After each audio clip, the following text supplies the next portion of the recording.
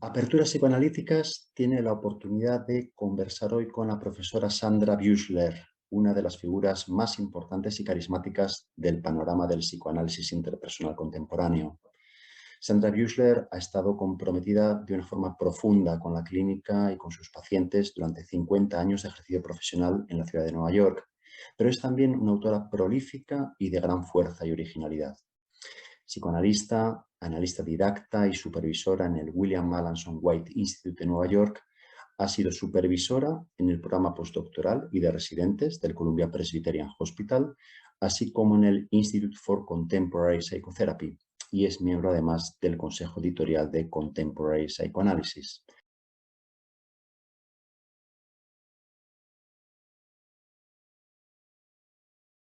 Permítanos, profesora Buechler, en primer lugar, saber un poco más de usted, de su formación como psicoanalista, de sus autores de referencia. Usted se sitúa en la tradición del psicoanálisis interpersonal y menciona con frecuencia a Erich Fromm y a Harry Stack Sullivan, que no son quizás autores citados tan frecuentemente como autores fundamentales. Cuéntenos cómo llegó al psicoanálisis interpersonal y cómo llegaron a convertirse estos autores en referencias tan importantes para usted. Well, when I was in college, in my first year, I thought I would study literature and writing. I've always been interested in that all my life. But I happened to sit in on a class that was taught by a clinical psychologist just for that day.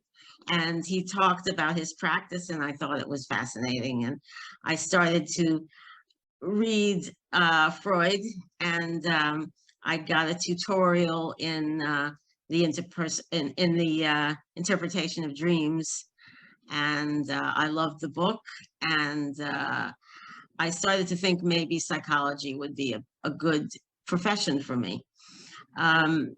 Meanwhile, I had many experiences in teaching at various levels, and also in reading to the blind, and doing various kinds of work that made me feel that it's possible to really do something that has an effect on another person's life, basically. And so in college, I studied various authors, no particular ones. But when I went to graduate school, some of my teachers had gone to the William Melanson White Institute. And they talked about the Institute, and a couple of them, particularly Gordon Derner, who was the director of the program, said directly to me, you should go to the William Melanson White Institute. I'll call it the White Institute just for short. You should go there. And while I was in grad school, I was also working in hospitals. They were veterans hospitals this was during the Vietnam War. So men were coming over from Vietnam very badly injured, shot up, where they lost their limbs. I worked on one ward where all the men had lost both arms and both legs, for example, in the Vietnam War. And so many of these men were, in addition to being injured physically, were emotionally injured and were depressed. And so I worked in 2 veterans hospitals and 1 state hospital. The New York state system is, there are some hospitals that receive patients, they are short-term, and some hospitals, like the ones I worked in, where patients were there for a very long time. Some patients had been there on my ward 20 years. So these people had lost everything, basically, all their hope, friends, family, skills. So I'm a grad student, and I'm also a staff psychologist in these hospitals, and I'm feeling very overwhelmed. I don't know how to help these people. I don't have any skills or ways or techniques or theories or anything. And I'm taking courses and also working. And in the courses, I read Harry Stack Sullivan. And Sullivan worked in the hospitals himself. Most of his career was in psychiatric hospitals, much of it. And he and Frieda von Reichmann also worked in the hospitals most of her career. She was an emigre fleeing the Nazis, and she came to America and worked in our hospitals. And Sullivan and Frieda von Reichmann had ideas about how to use psychoanalytic concepts to help very disturbed psychotic patients. So I felt, well, this is kind of a lifeline for me. This is a way to have hope about what I can do to help these very, very lost people. At the same time, I also was reading Erich Fromm, who did not talk specifically about hospitalized patients or really he didn't talk that much about clinical work, but he had a philosophy, a way of thinking about life that I also found very helpful. Fromm was a very inspiring writer. Sullivan and von Reichmann were not such they weren't great writers. They had great ideas, but they weren't very fluent with language. But Fromm was able to combine philosophy and Talmudic study and mythology and psychoanalysis and sociology. And he was able to sort of integrate all these things in a way of looking at life and at treatment.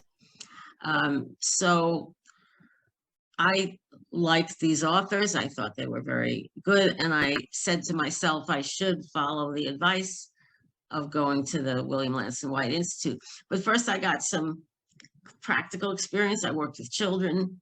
Then I was on a National Science Foundation grant looking at emotions in the first 2 years of life.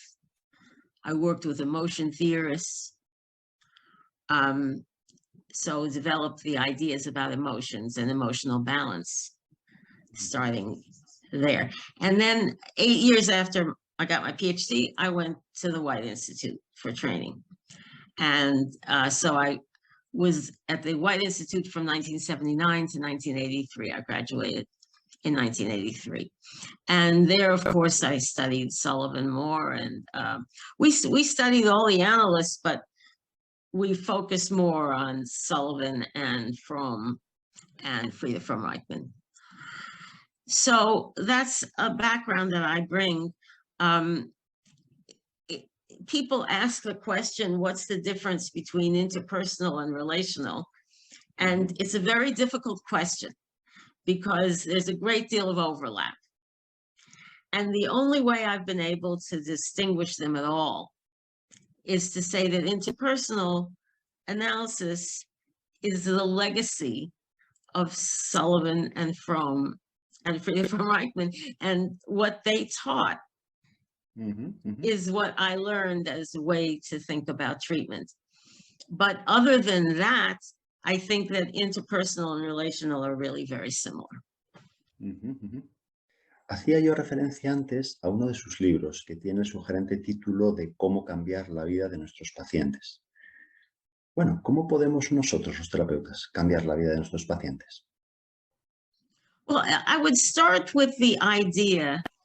I've tried to find short phrases for things because I think it helps people remember. And my phrase is that life cures. That life experience is the thing that changes people most. And treatment is one of the experiences someone can have in life. Treatment is a life experience. But in my view, it's not enough. The treatment has to enable the person to have more life experience. to go out there in the world and have relationships and learn things and think things and read things and have more life. So the question really for me is, how do we as clinicians help people have more life and become more open to life, to new experience? Harry Stack Sullivan defined psychological health as the capacity to learn from new experience. It's a very good definition in my view. And so that's what we have to sort of help people have, is health in that way. So part of it is that we become, to some degree, internalized. That is, we, the Freudians talk about structural change, that the goal of analysis has to be structural change. In some ways, I agree with that.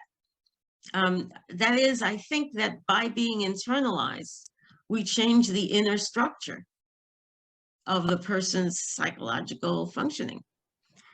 In another sense, if you want to use that old language, I think very often what we do is help the person soften the superego so that they're able to have more energy, if you want to use that language again, for the ego. They're able to function better in the world because they're not constantly criticizing themselves or shaming themselves or making themselves feel guilt. So it is structural change in the sense that if you want to use the language of superego, ego, it has a different balance. But I think that language has its limitations, and I don't like to use jargon too much. So, I mean, the way I would say it is that we become internalized another voice inside the person's head.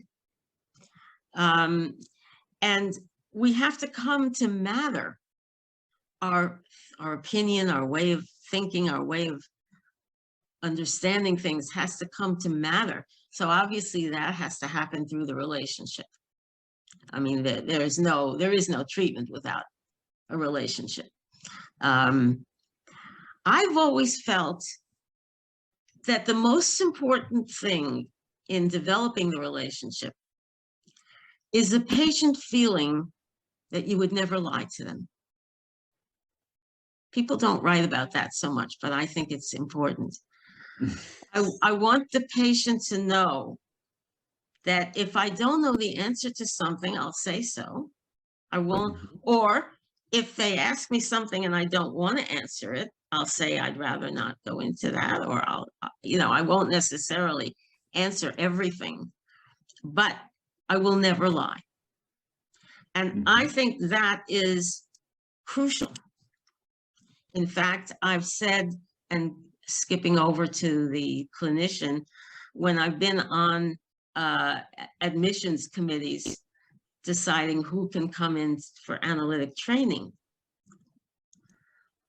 I've always said the one thing that I think a candidate has to have to become an analyst is an appreciation of the importance of the truth.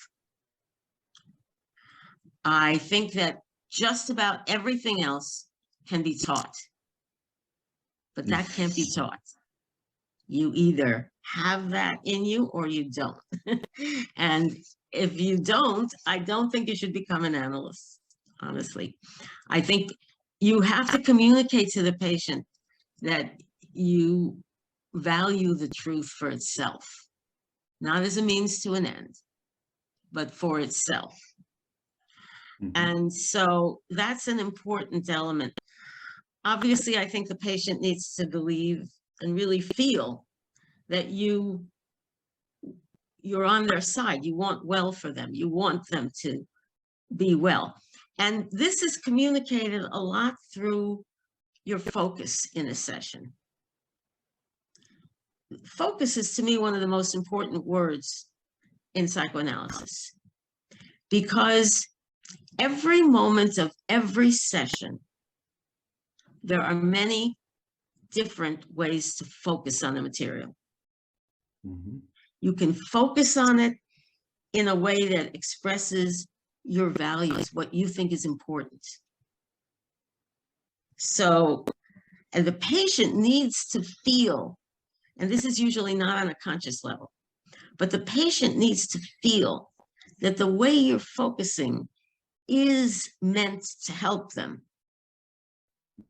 You're not focusing in a way to try to catch them and embarrass them, or show their faults, or compete with them, or be better than them. You're focusing in the interest of helping them. And okay. I think that's very important. Very briefly, I divided the clinical task into the cognitive, emotional, and relational aspects of it.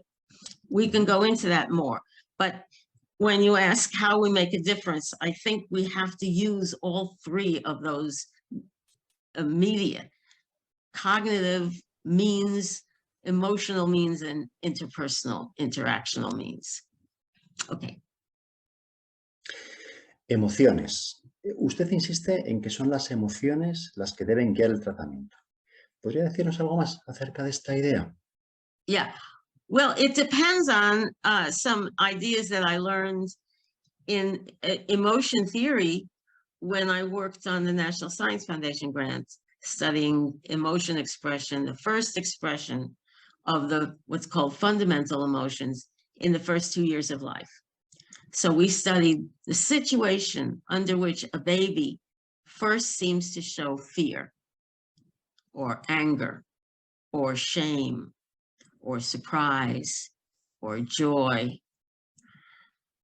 What is the situation where a baby first shows this, and what can we imagine is going on for them?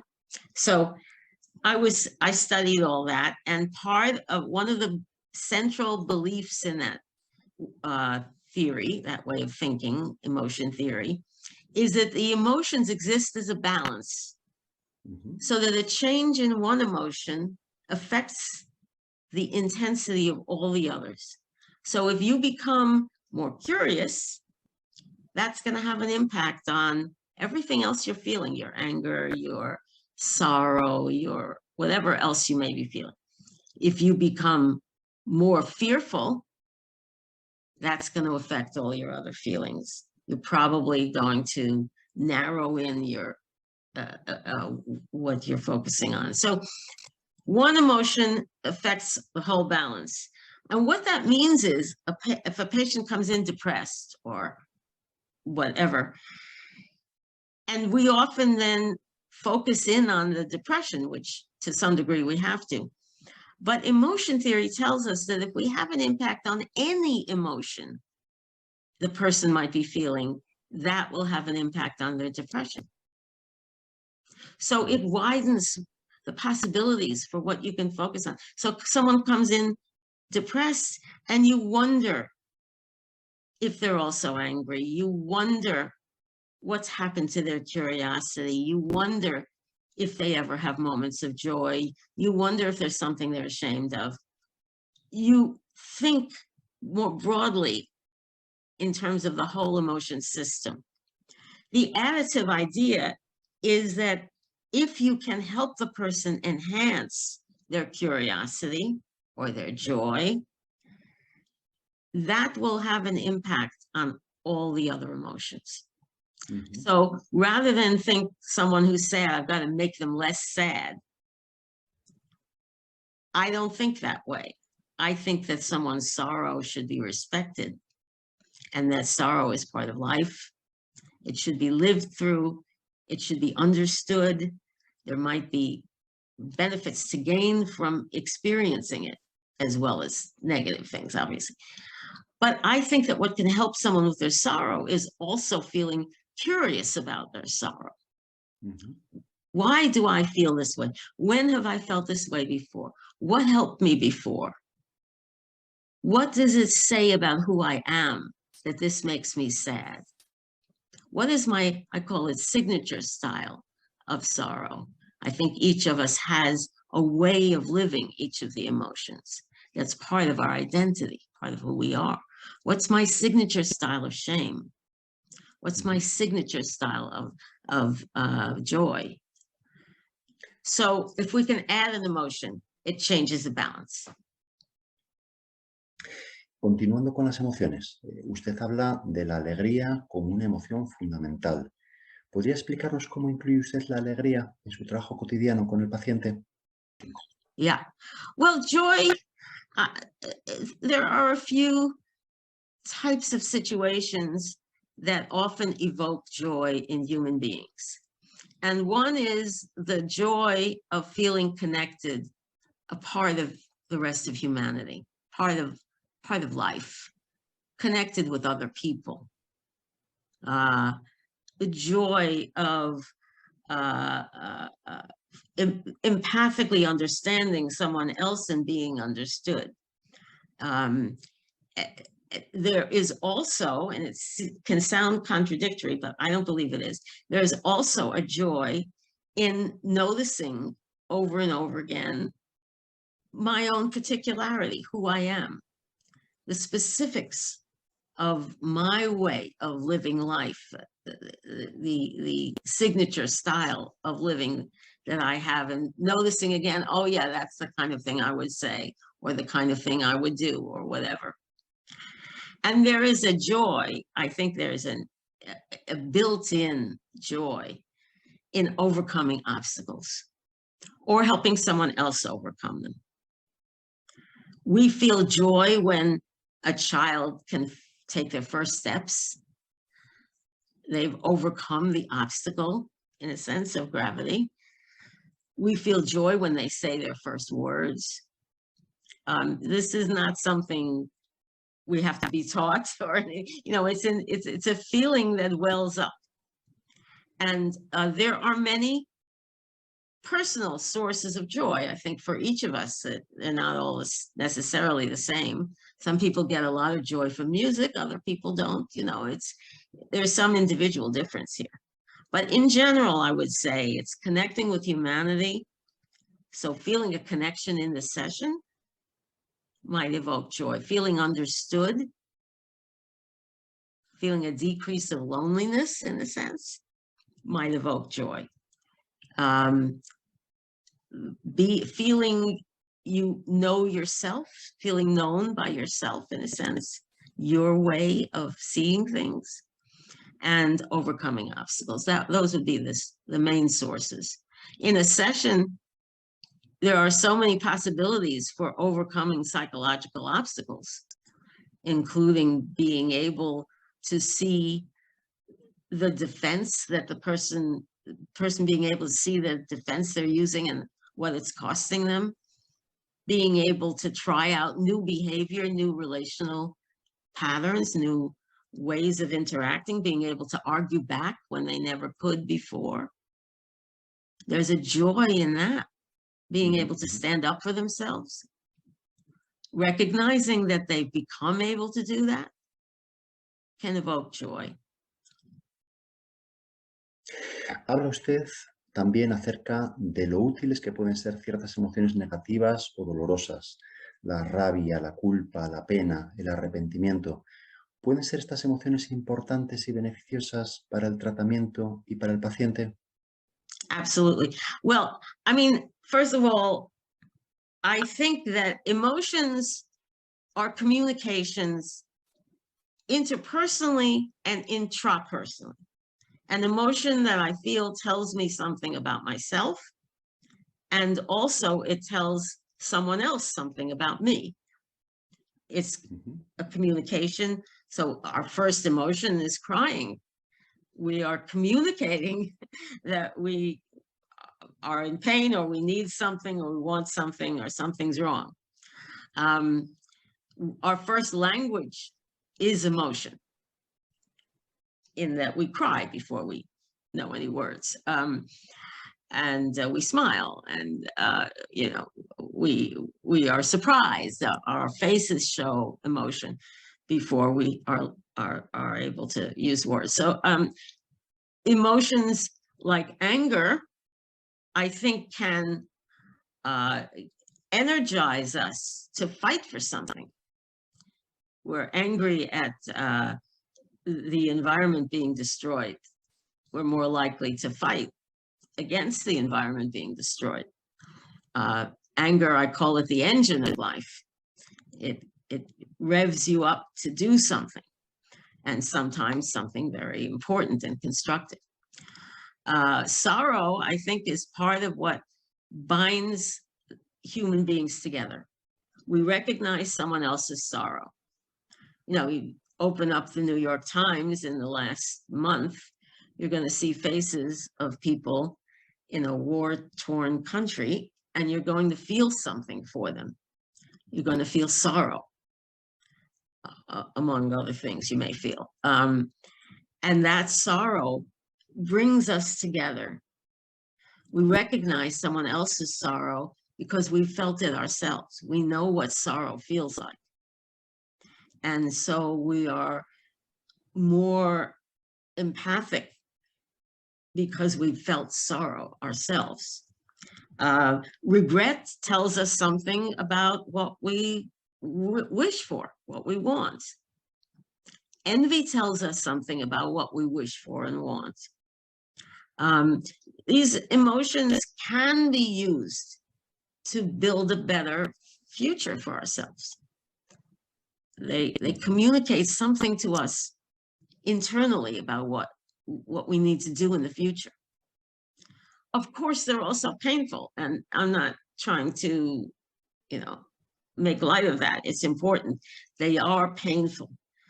But as many poets, I think, Rainer Marie Rilke comes to mind, but many poets talk about entering into sorrow and not trying to hurry through it or get through it, but really live in it fully, live it out. And I think it's very important to develop the strength to do that. Valores. Otro de sus libros tiene el título de Valores de la Clínica. Desde su perspectiva, ¿de qué forma cree que los valores están o deben estar presentes en el encuentro psicoterapéutico? Well, there are values that I would say all clinicians hold, regardless of theoretical orientation.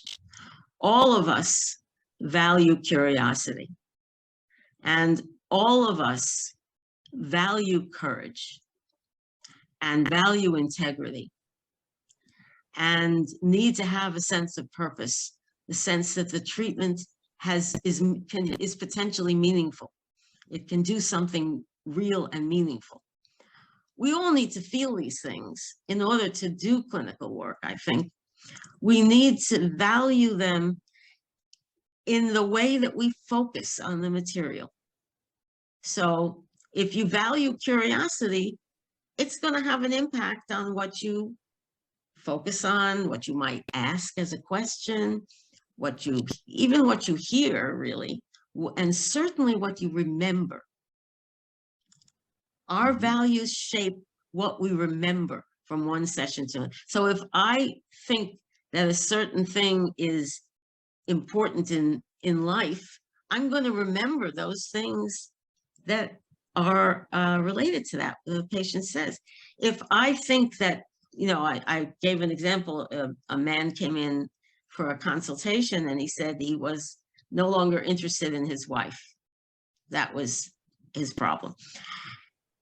How I see relationships, how I see marriage, everything about that, it's going to have an impact on my focus.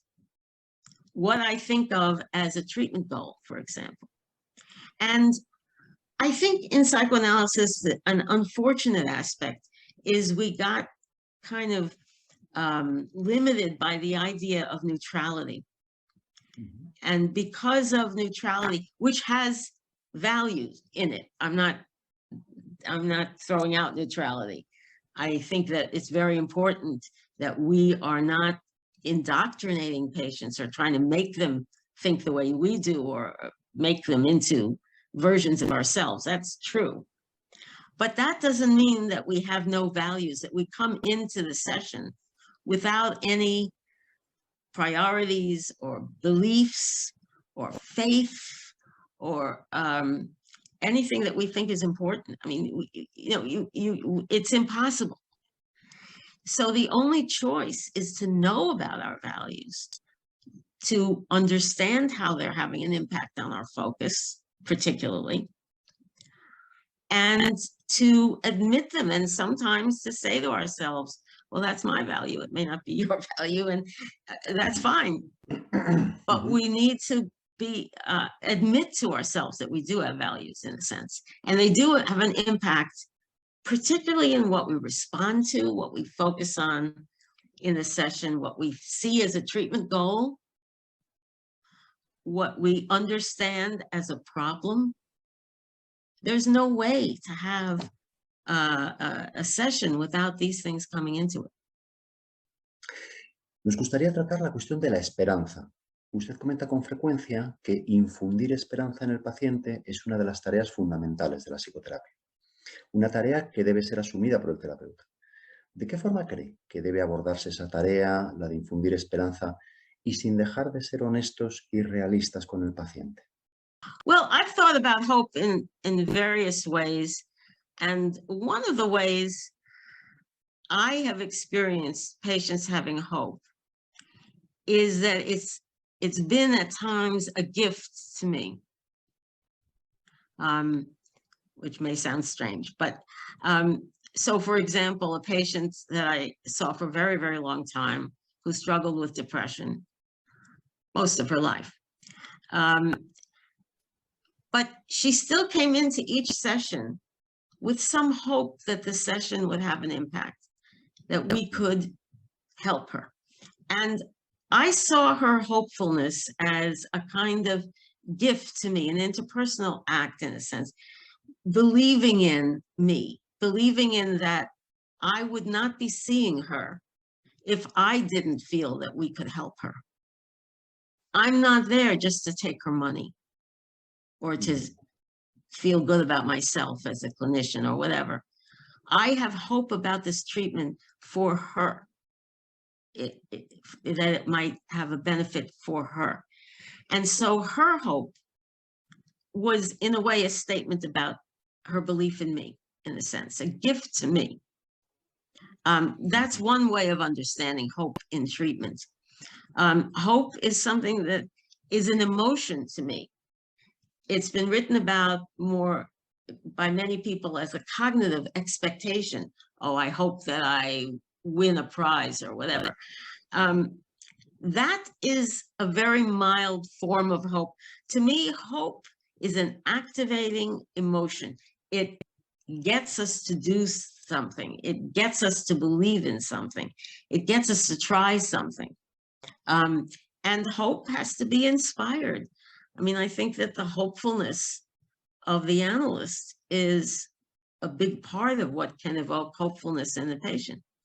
And I don't think that, I mean, you know, there's a definition of faith. Faith and hope are not that different.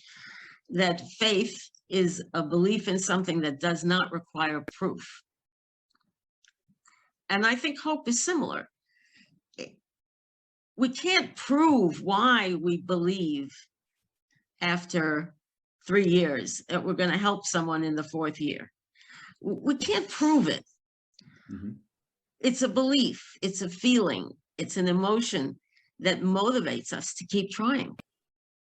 But we can communicate it, again, in our focus and in our tone and in our activity level.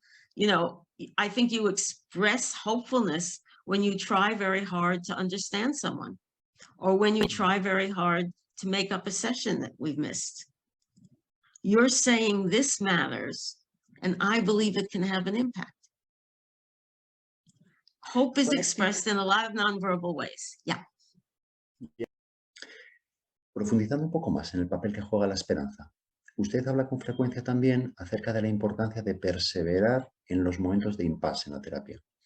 Sin embargo, no es nada fácil dilucidar cuándo conviene persistir en un punto y cuándo conviene rectificar y tomar una dirección diferente. ¿Qué nos podría decir acerca de esta cuestión? Yeah.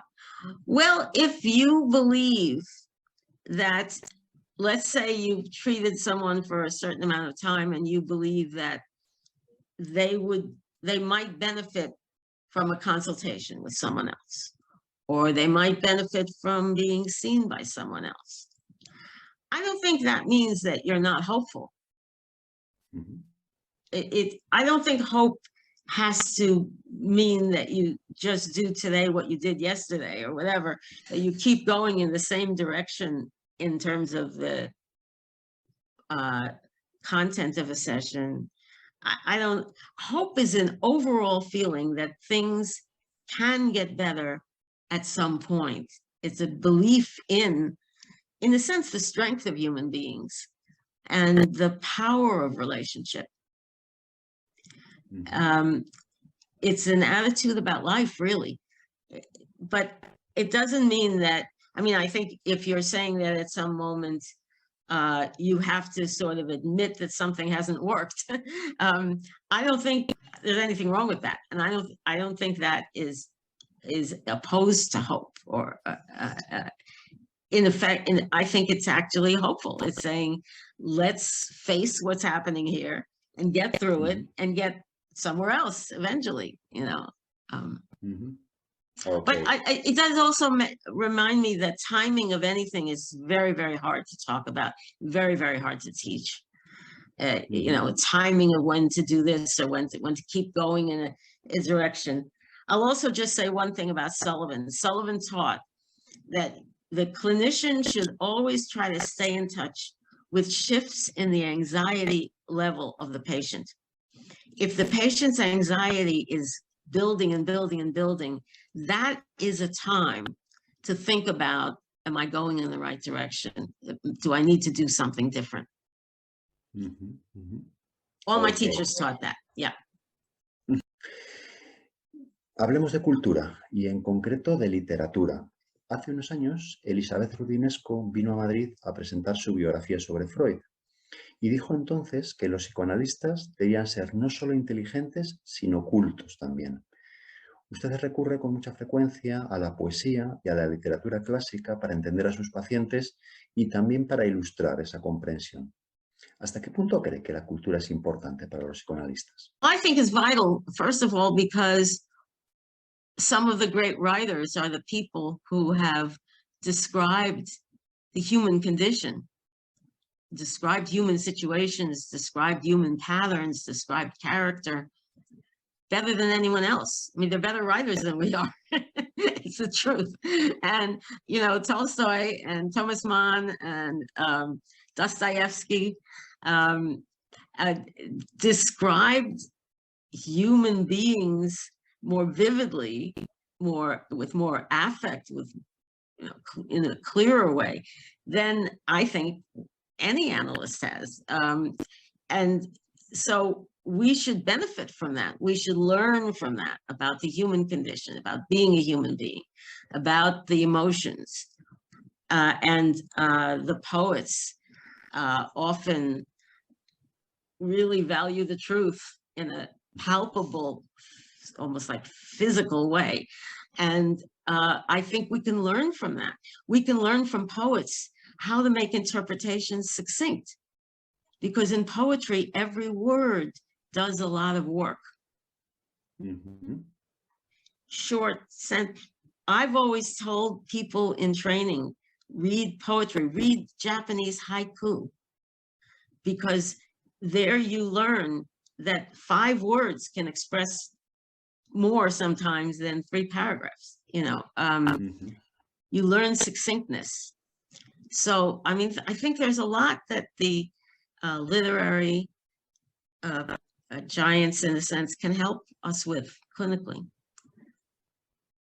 Okay. You know, my 4th book was about short stories. I wrote a book using 77 short stories to explore certain character issues.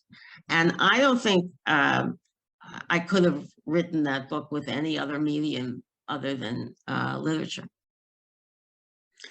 Usted hace referencia con frecuencia a la idea de lo importante que puede ser disponer de un coro interno que pueda acompañarnos y ayudarnos en la práctica clínica. ¿Podría explicarnos un poco más esta idea? ¿Y podría desvelar algo acerca de las personas que forman parte de su propio coro interno? Yes, this is a sort of internalized object, if you want to call it that we gather through our supervisors, our teachers, the people we read, could be poets, our patients, our friends, our life experience, our families. They're people that we can hear, not literally, but in our heads, and particularly go to in difficult moments in a session. So when I'm having difficulty with a patient, I might think to myself, what would my first analyst, Ralph Crowley, who's definitely in my internal chorus, what would he say? What would he do? What would he say to me if I presented this case to him now? And I can remember things he said and generalize from them to what he might say today if he were alive and I could talk to him. So Ralph has always been one of the people in my internal chorus. Paul Lipman was one of my teachers. He died a couple of weeks ago, and I have him on my mind, partly because I will miss him. But he is in my internal chorus. He's a very freeing person, a sort of person who could think in different directions, think, we say in English, outside the box, think differently. And he helped me do that. And so when I've been stuck in a session, you know, I could think of Paul and think, what would Paul say now? I think anyone who's had a big impact on you, however they've had that impact, whatever role they've been in, if you can turn to them in your mind, you're not alone. You're not as lonely in the work. And sometimes they give you direct guidance, like you might do this instead of that. But most of the time, I think they just give you a sense of hope and of just stamina, sustaining the effort. Usted ha hablado acerca de diversas experiencias que le han resultado de ayuda en su desarrollo profesional y de otras que ojalá no hubieran tenido lugar. Si pensamos en los candidatos y en los clínicos en formación, ¿qué podríamos hacer y qué no deberíamos hacer si nuestro deseo es ayudarles? To help them, I think we have to help them have an internal chorus, of course, but also help them anticipate what a life doing clinical work will entail, particularly in terms of shame and sorrow. You know, I always say to clinicians that you will lose every patient you ever see, one way or the other. And that's obvious, and yet it's not something that people think about that much early in training, I think, not enough. Because that's a lot of loss. If we believe that the relationship is important to both people, how can we then not think that a lifetime of losing these people is going to have an impact on us personally? There's no way that could be true. So you're going into a field where you're going to have loss after loss after loss, and each loss is a piece of yourself too. It's not just the patient, because you'll never be again exactly the clinician you were with that patient. You lose a part of who you have become every time a patient terminates, and one way or the other they will. Could be that it's the right time and they've done the work and you're happy with the fact that they're ending, but you're still losing them. So the shame aspect, so I think of shame as a feeling of insufficiency. And the truth is that a clinician is facing with their patient some of the hardest things in life, hour after hour. We don't get the easy questions. Usually we get the harder questions. So of course there are moments we feel inadequate insufficient to deal with those issues that are presented to us. And so we have to be able to bear that hour after hour and still feel relevant, still feel meaningful, still feel that we have something to offer as a clinician. So those two emotions, shame and sorrow, are to me the ones that I think we need to help people prepare. I think it's also important to focus much more than anyone did in my experience on the body. What is it like to sit hour after hour, hearing at times very painful material, and contain whatever emotions we have? What is it like for the body, obviously for the psyche, for the soul, to be in that position? I think we may not prepare clinicians adequately for that. What I regret, well, I regret the competitive element that I think is in our field, is in the institutes. I think if there should be any competition, it should be competing with oneself to become a better clinician tomorrow than you are today, but not competing with your friend or somebody who has a different theory or whatever. I think that's unfortunate, and it's all over. It seems like we can't get rid of it, but that would be. I also think I feel I'm better off when I don't use jargon. I think jargon, to the extent that we can get rid of it and just talk in human terms, we're better. We're going to be able to communicate with people from other fields. They're going to maybe read us and listen to us, and we're going to be able to integrate our life experience into our clinical work, our experience as friends, as parents, as children, as readers. We're not going to be able to integrate that into our work if our work is in jargon and separated in compartments separate from the rest of our lives. So I think it'd be better to use less jargon in the training. Y para terminar esta entrevista, usted ha reflexionado mucho acerca de los duelos del terapeuta. Terminar esta conversación es también una suerte de duelo. ¿Podría contarnos algo acerca del modo en que los terapeutas podemos encarar los diferentes tipos de duelo a los que debemos hacer frente? Yeah, I mean, the sorrow in loss is inevitable, unavoidable, shouldn't be avoided. What I think about is what else is going on that might be worked with, including the loneliness that often accompanies mourning. And while I don't think we can reduce the sorrow, I think we can reduce the loneliness. And that gives a different flavor, a different quality to the mourning. And I think a lot of the rituals around death are about that. They're to try to help the mourner feel they're not alone in their mourning. And when, for instance, I went to a memorial for Paul Lippmann, and people were talking about their experience of him. And it was very similar to my own experience of him. And it helped me feel something connected with those people. And it helped me bear the sadness that I'll never see Paul again. You know, and so my way of dealing with mourning is to really focus more on accompanying the mourning or the mourner, being with them, hearing them, and trying to help them feel less lonely. Okay. Well, Professor Buechler, Sandra, Yes. many thanks indeed for Thank being you. with us. It's been My pleasure. absolutely a pleasure.